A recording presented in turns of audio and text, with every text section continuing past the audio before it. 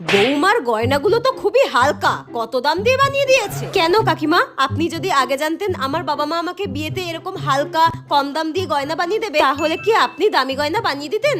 আমি কেন দেব? তাহলে আপনাকে কেন বলতে যাব আমার বাবা মা কত টাকা দিয়ে গয়না বানিয়ে দিয়েছে?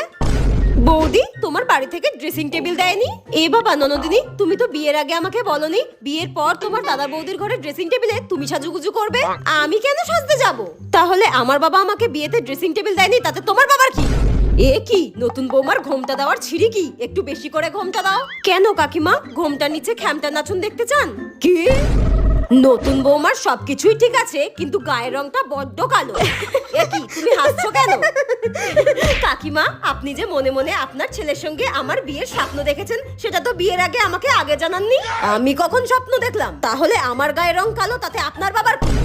যার সাথে আমার বিয়ে হয়েছে তার কোনো আপত্তি নেই, আপনার কেন তো ফাটছে কাকিমা?